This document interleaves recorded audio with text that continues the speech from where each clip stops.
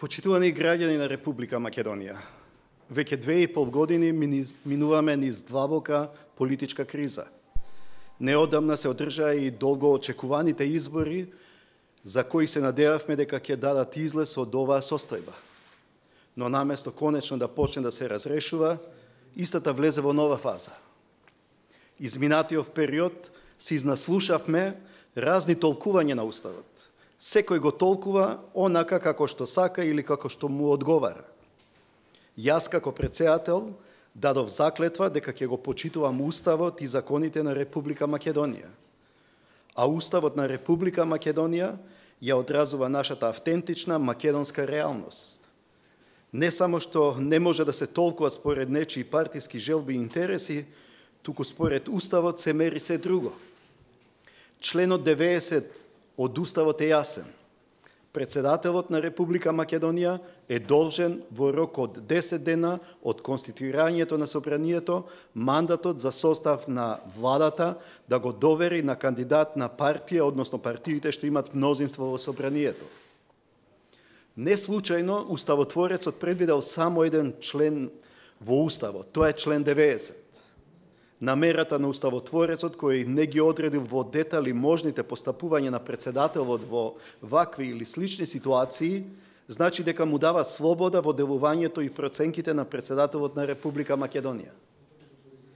Го искористи в уставното право и обврска, водејќи се од словото на Уставот и по извршените консултации на 9 јануари 2017 година мандатот му го доверив на господинот Никола Груевски.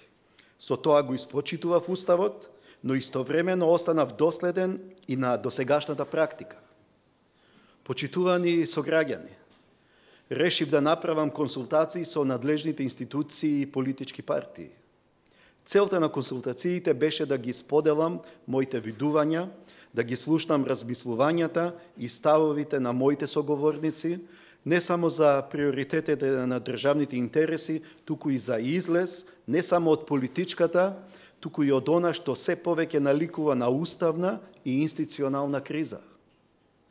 По остварените консултации, сакам да ве известам дека мандат за состав на нова влада ќе добие партијата или коалицијата која ќе ме извести и докаже дека обезбедила мнозинство во собранието. Со други зборови, прво потврда и доказ за мнозинство, па потоа мандат за составување на влада во согласност со член 90 од Уставот на Република Македонија. Како што веќе истекнав во моето годишно обраќање до вас, граѓаните, од оние што ќе ја составуваат новата влада, барам во својата програма да имаат два клучни приоритета. Прво, заштита на државните интереси на Република Македонија, што подразбира зачувување и зацврстување на унитарниот карактер на државата. Второ, системска реформа по кризата во која ќе бидат офатени субјектите на системот за национална безбедност на Република Македонија. За време на консултациите се разговараше за сите можни варијанти, сите можности и варијанти во случај никој да не може да обезбеди мнозинство во собранието. Сите опции остануваат отворени. Но што и да се случи, ве уверувам дека ќе постапувам исклучиво во интерес на државата и на граѓаните на Република Македонија. Кога ја презедов функцијата председател на Република Македонија, дадов свечена изјава пред граѓаните дека ќе ги почитувам Уставот и законите. Од таа моја заклетва не мислам да одстапам ниту сега. Ви благодарам.